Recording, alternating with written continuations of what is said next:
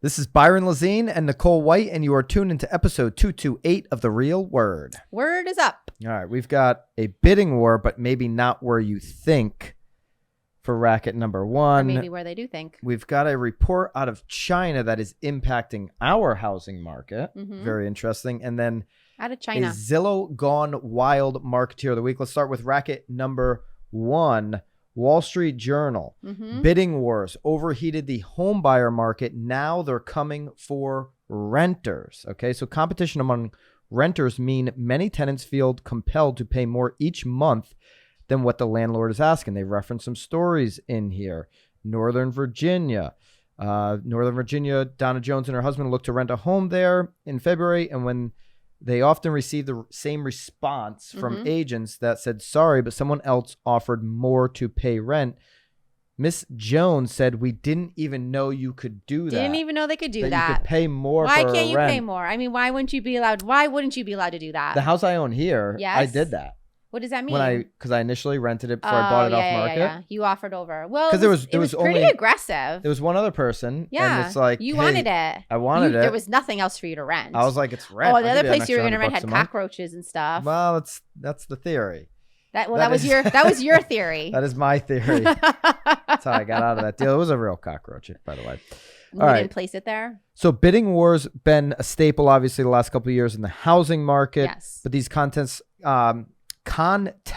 are becoming more commonplace in the rental market. Agents from New York to Chicago and Atlanta they see more people and more people making these offers on rents in this country. So it's common to see somebody that's making $1 million a year renting something for $3,500 a month.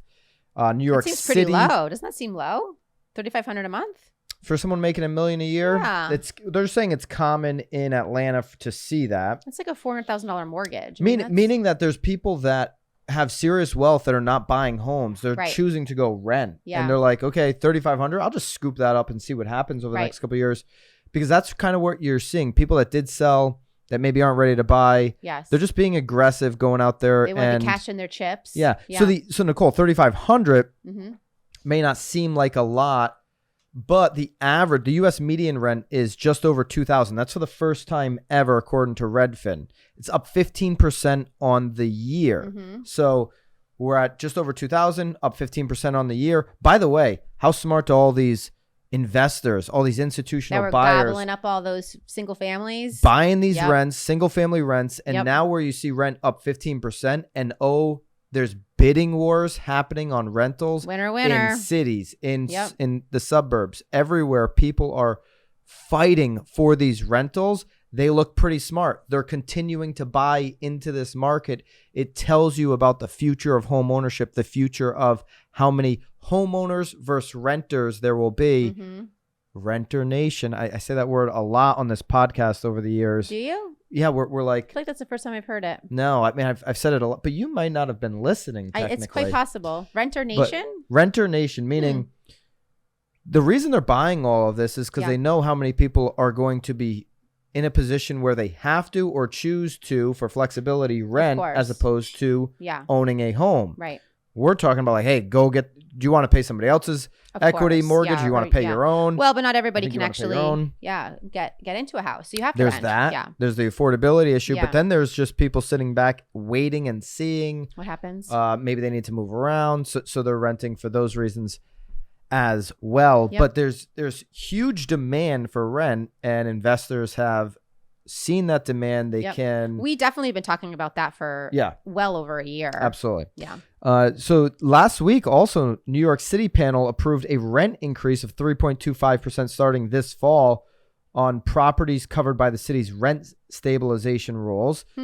That's the largest rise in nearly a decade for those rents, but they do have half of the city that is unregulated. So those are just skyrocketing. Of course. And then you got about half the city that are under this rent control regulations. All right. Adrian Savino, managing director of the Living New York brokerage firm, deals with a lot of rentals. When asked if people should go over ask on their rent, we're politely recommending it. Yeah. Politely. Yeah. He's saying you're not going to get the property unless you go over ask. Politely. Yeah. Yeah. So there you go. Nicole, I wonder if there's escalation clauses on there, Yeah. I'll offer $50 over the highest. That would be. Who wants to go over 20 rental applications with escalation clauses? Give me your best shot and let's call it a day. It's no different than an escalation clause on an offer. Who wants to go over 20 offers with escalation clauses? Bricks Bid Chicago website says. Excuse me? Bricks what? Bricks Bid. Yep. Bricks Bid. Okay. What did I say? That's not what you said. What did I say, Haley? Fact check me here. What did I say? It's a.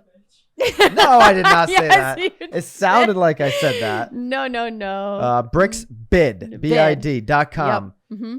Chicago-based website says that some apartments now go 10 or 15% over ask on their website, according to their co-founder, James Peterson.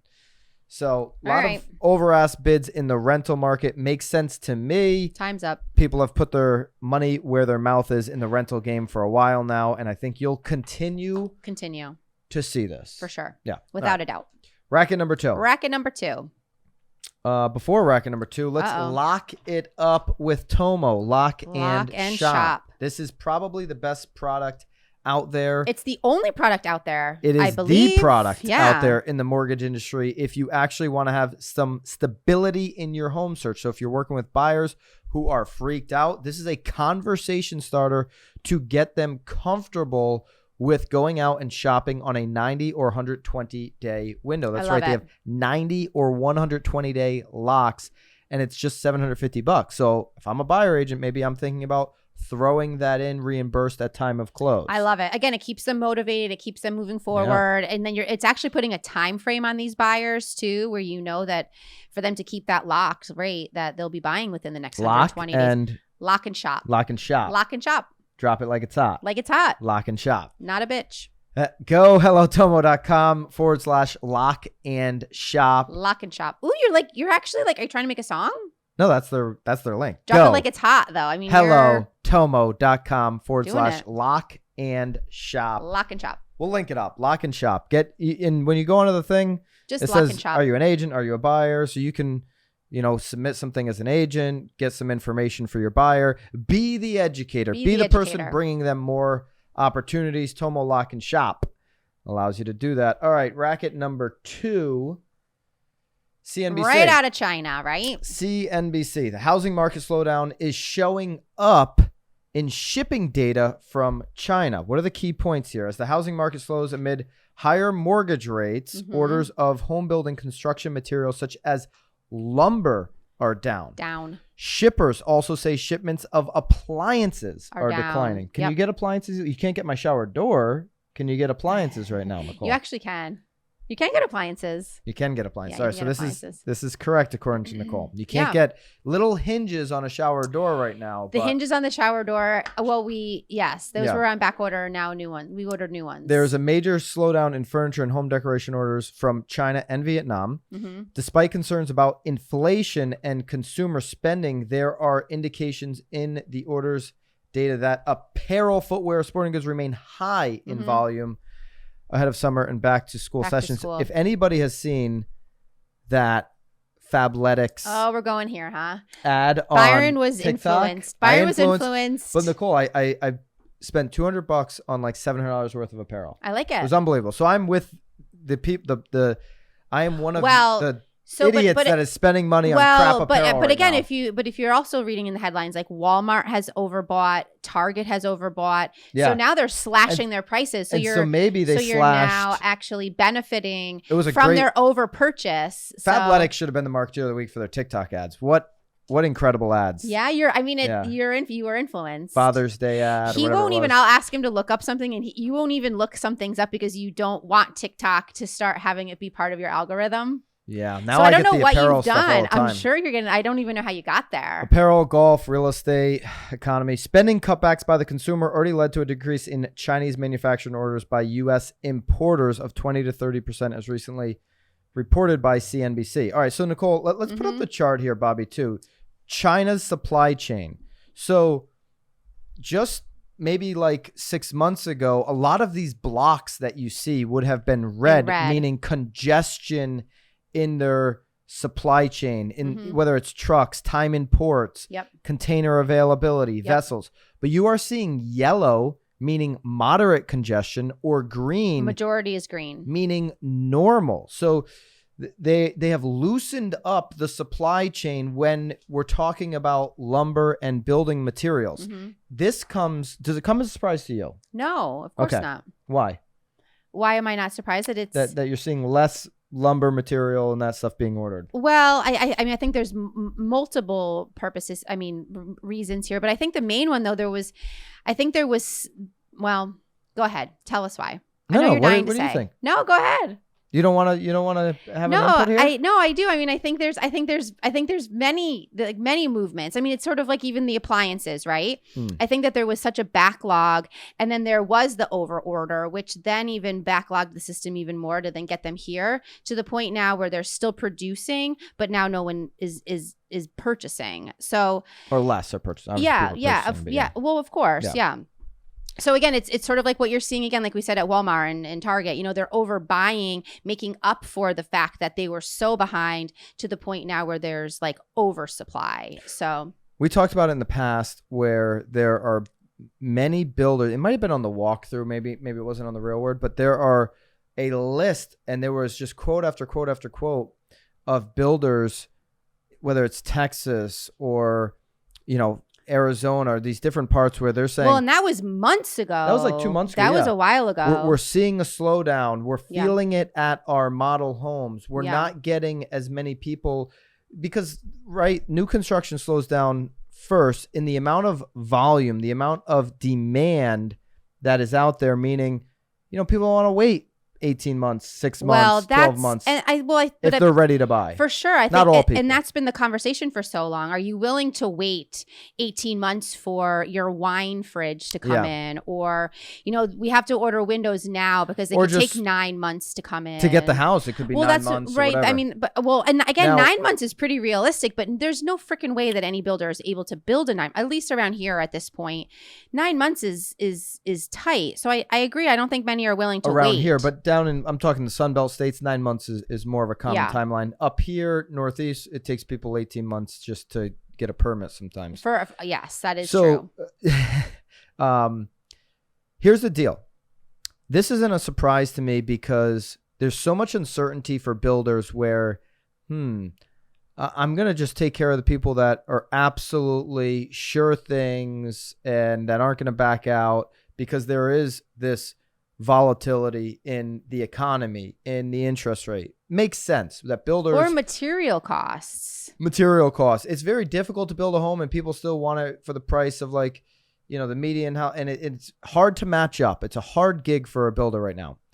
This report, though, does not mean, and I want to stress this because we've talked about it a bunch, and this is how we need to educate consumers in your local community. These are the conversations you need to have. This report does not mean that housing prices are going to go down. Right. Okay. It means that less, what we've been saying over and over again, less transactions are going to take place over the next 12 to 18 months. For sure. We're already seeing it.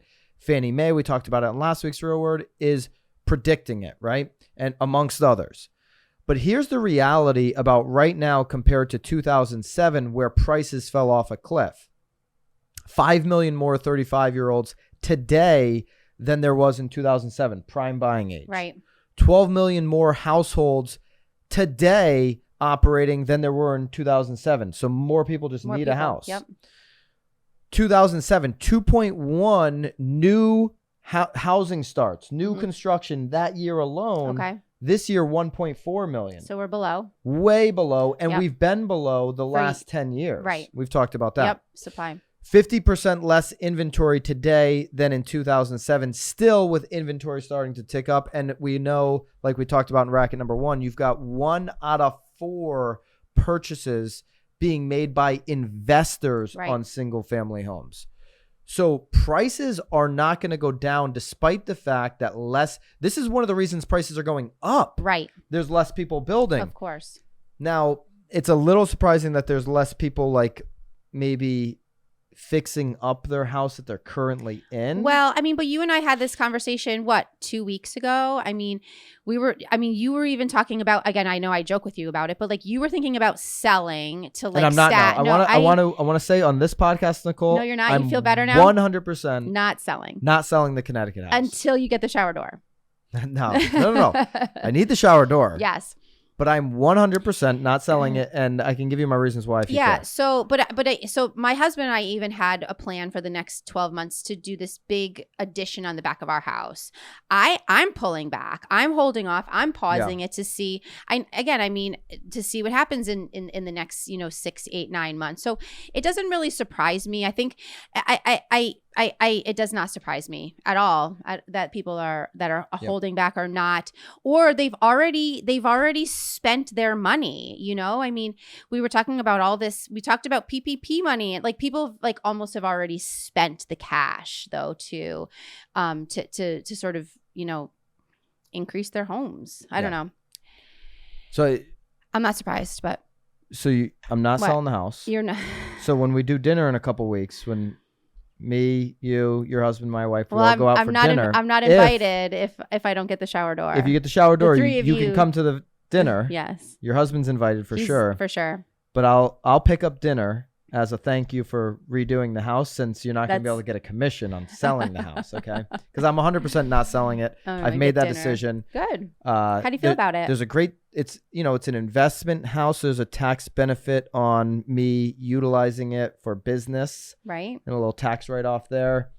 And all the money you just spent, that's all a write-off. Love the house. And it's a better protection of wealth than me taking that cash. And unless I was going to get a much bigger place in Florida or whatever, I'd still have to get something up here. This is a better now with everything going on. You were going to rent an Airbnb. I mean, the whole thing was asinine. You have children. I like owning real estate as an asset. In inflationary times, there's no better time to own real estate, to be an owner in it. So I'm keeping it. And I bet you have a stellar rate over there, and it would be, I got a great rate. Yeah. I would take a big hit on selling it. So it makes no sense when you run the numbers to sell that property. Okay, good. You heard it here first. And I believe folks. it'll be worth much more in a few years. Oh, so you're selling in a few years? No. I'm not selling. All right. Marketeer of the week. Inman. Don't fear the content creators. Why Zillow Gone Wild isn't bad for agents. Were people complaining? Were people complaining about it? Maybe. People complain about everything. That is true. Have you ever seen Zillow Gone Wild's Twitter or Instagram or any? No. No, it's funny. The guy's done a great job. He's got millions of followers. No, I don't watch it. He just takes the content. It's beautiful. It's there. It's a beautiful thing. He takes the content from Zillow, repurposes it. Of course. Like, especially if there's something odd, funny, he'll just repurpose these listings and, interesting properties, and then just tons and tons and tons of comments. Okay. Yes. So is he a real estate agent, may I ask? I don't believe he is. Because I feel like that would be against a lot of name. What's his name again? I'm forgetting his name. Well, I don't even. Did they even talk about him in this article? I don't think they even talk about him in this article. They talk about I'd like to give him a shout out. Yeah, because they talk about two women in this article. Yeah. So tell us why they talk about those two women. So what they're doing, so there's a woman, she's in Washington. I don't, you have the article up, so I don't have her name. Samir. So that's the Gone Wild guy? Yeah. Samir, Samir. Okay. So anyway, so this woman in Spokane, Washington, she was originally, it sounds like going onto Zillow and putting up videos of very expensive homes until prices started to inflate. And then she started to advertise the most inexpensive homes in her town and was getting tons of people commenting on there like, I need this house, I want this house, and was driving a lot of traffic to the listing agents' phones. So she was then, inadvertently selling these properties by showing off what you can get in Spokane, Washington for a price. So listen, Zillow is public information. So right. Although Zillow did try to go after one of these. They went after, but did not pursue litigation after she got counsel because you can't. This is like public information that they're publishing. And anybody can take, if you're a member of the MLS, anybody can take this information and use it. Yep. So I've said this so many times. Don't be the friction of consumers not using Zillow. Don't use Zillow. There's misinformation. Use it to your advantage because consumers are going to go on Zillow. So do what Zillow Gone Wild does. Do what these agents are doing and showcase interesting listings to generate interest directly to you. Right. If you're the one that's creating the story, that's telling the story, that's curating this information, you're going to get the leads directly to you. Use these photos, you know, what Zillow's publishing to your advantage to bring it to the But definitely do it in a classy way. I mean, I don't think you need to beat anybody up or talk shit about a house. I mean, at the end of the day, these are still people's homes. I have seen homes don't have feelings, but I understand but people do. But there are some that really sort of rip into some, and it's well, I think uncalled for. That's where I think we'll probably go different, you know. Okay. We're going to agree to disagree? Yeah, we're going to agree to disagree there because, listen, you know, it's people's opinions. And if you're going to get that emotional, I get it. It's people's homes. But I get it. We also have like a code of ethics that we have to follow. I mean, we can't. But when you're talking about home features, these are opinions on that's wood fine. And But if dirt why and didn't paint. this agent hire a stager, or why didn't the agent close the toilet? Like I don't know. Some of them are I think go a little over. I think at the end of the day, I don't think you can talk crap on an agent, but representative of who you are. But how about saying it in a different way? Pro tip: the toilet seat should be down. I mean, when I walk by our toilet seat here in the office, and it's up and the door's just wide open. I was slamming them yesterday, so people maybe would hear. No, why is he slamming toilet seats? Yeah, maybe you should lower it and close the door. Right, close the door. Haley, well, how often are the seats up in this office? Not upstairs here. No. Me and Bobby got respect, but downstairs. Yeah, it's terrible. We got to talk to the boys down there. All right. Well, we always need to talk to the boys down there. Everybody looks at Zillow. Use it to your advantage. Yes. Young people look at Zillow. My wife looks at Zillow all the time. Yeah. She'll be looking. Well, she probably gets notifications. She'll be looking in Florida. She'll be looking up here. Yeah. She's just interested. People like to see what things closed for. Can you believe that it closed for this? I get texts all the time. She wants to know what's going on in the places that we own real estate in. Candace Decker, shout out to Candace. Yeah. Candace has a team in Southwest Florida, EXP team. She posted on her Instagram story today. Mm-hmm. Okay. My sister teaches 4th grade, and she says that on inside recess days, the 4th graders are looking at Zillow. So she makes a little joke. You know, future realtors already in training. Well, my kid in school does it. They go on Zillow and they actually build out a plan of buying a house and doing a down payment, and they get to pick a house. Even 4th graders are interested in real estate. This is such a great business that we are all in. We're fortunate to be professionals in this space because at any given moment, somebody, anybody, everybody will be interested in real estate. This is such a great industry to be in.